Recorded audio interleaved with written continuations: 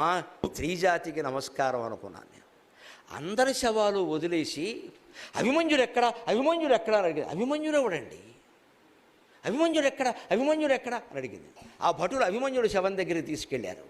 ముక్కలు చెక్కలైపోయింది. అప్పటికే 4-5 మొక్కలు తల మొల మొండెం లాంటి ఒళ్ళో పెట్టుకున్న ఆయన, భార్య గర్భవతిరా, నిన్ను కూడా క్షమించలేదా ఈ ప్రపంచం, అడ్డంగా నరికేసింది అని అభిమన్యుడిని ఒళ్ళో పెట్టుకుని ఏడిచిందండి. 100 మంది గురించి ఆవిడ బాధపడలేదమ్మా.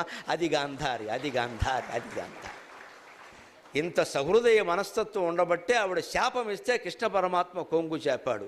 నీ బాధ మేము అర్థం చేసుకోవచ్చు, నీ ఇష్టం ఏమైనా శపించి నేను పడతాను, నీ బాధ నీది. మొగాళ్ళు కట్టుకుంటే మీరేం చేస్తారు? ఇక్కడ కోడిపందేలు ఆడేవాళ్ళని ఆపగలిగామా? పేకాట ఆడేవాళ్ళని ఆపగలిగామా? తాగేవాళ్ళని ఆపగలిగామా? ఆడాళ్ళు ఏడుస్తూ కూర్చుంటారు ఇంట్లో, వీడు మా అత్తే బాగుండి అనుకుంటారు. కనీసం అంతేగాని ఏం ఆపుతారండి? ఆపితే నువ్వు అవుతావు, ఆపడా నీ బాబుసం ఏమైనా వాడే రకరకాల మాటలు. ఇంకా గోదావరి జిల్లా మాటలు విచిత్రంగా ఉంటాయి. నీ బాబుసం ఏమైనా పెట్టామే? ఎక్కడ బాబుసం అయితే ఎవరి సొమ్ము అయితే పెట్టింది పోయింది కదా, దానికి జవాబు ఉండదండి. అందుకే ఆలోచించాను మగాళ్ళందరూ ఖచ్చితంగా. ఈ ఆడాళ్ళు ఏడవడానికే ఉన్నారా? దుఃఖపడడానికే ఉన్నారా? కూర్చొని ఇలా బాధపడడానికే ఉన్నారా? ఇక్కడ వాళ్ళ మాటకు మనం విలువయ్యమా?